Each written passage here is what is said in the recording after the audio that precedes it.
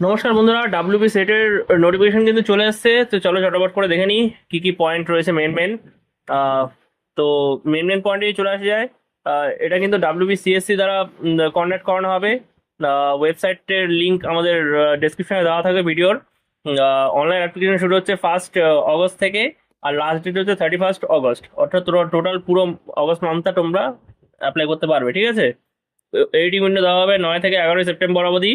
এক্সামের ডেট ফেলা হয়েছে 14 ডিসেম্বর, ঠিক আছে।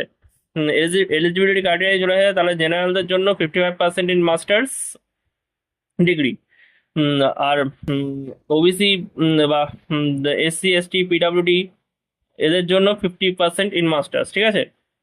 ফাইনাল ইয়ার স্টুডেন্ট যারা ফাইনাল ইয়ারে রয়েছে আর কি মাস্টার্সে, তারাও কিন্তু অ্যাপ্লাই করতে পারবে। কিন্তু সেটের রেজাল্ট পাবলিশ হওয়ার 2 বছরের মধ্যে তোমাকে পাস আউট হয়ে যেতে হবে সেক্ষেত্রে, ঠিক আছে। যারা পিএইচডি হোল্ডার রয়েছে তাদের জন্য 5% রিডাকশন রয়েছে, অর্থাৎ 55% এজ ছিল সেটা থেকে 50% করা হয়েছে, ঠিক আছে। আচ্ছা, এজ লিমিটে কোনো আপার এজ লিমিট নেই অ্যাপ্লাই করার, ঠিক আছে। আচ্ছা, এক্সাম প্যাটার্ন যদি বলা হয় তাহলে দুটো পেপার থাকে, একটা হচ্ছে অবজেক্টিভ টাইপ, আর যেখানে কোনো নেগেটিভ মার্কিং থাকছে না। সেটা হচ্ছে পেপার 1, অর্থাৎ 50টা কোয়েশ্চেন থাকবে। সাবজেক্ট হচ্ছে টিচিং আর রিসার্চ অ্যাপটিটিউড থেকে 100 মার্কস থাকবে 1 ঘন্টা সময়। পেপার 2 এটা হচ্ছে 100 কোয়েশ্চেন্স থাকবে।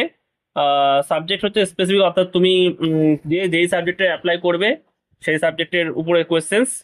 ওর 200 মার্কসের কোয়েশ্চেন 2 ঘন্টা থাকবে, ঠিক আছে। কোয়ালিফাইং ক্রাইটেরিয়া হচ্ছে জেনারেল বা ইডাব্লিউএস এর জন্য 40% ইন অ্যাগ্রিগেট পেতে হবে, ঠিক আছে।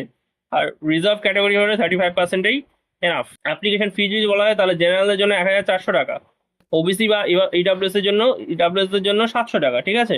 এসসি এসটি পিডাব্লিউডি ট্রান্সজেন্ডার এদের জন্য 350 টাকা। পেমেন্ট মোড যদি বলা হয় তাহলে পেমেন্ট মোড কিন্তু অনলাইনে দিতে হবে, ঠিক আছে। সাবজেক্ট এবং এক্সাম সেন্টার যদি চলে আসা যায়, তাহলে এক্সাম সেন্টার হচ্ছে 33টা সাবজেক্টের আছে।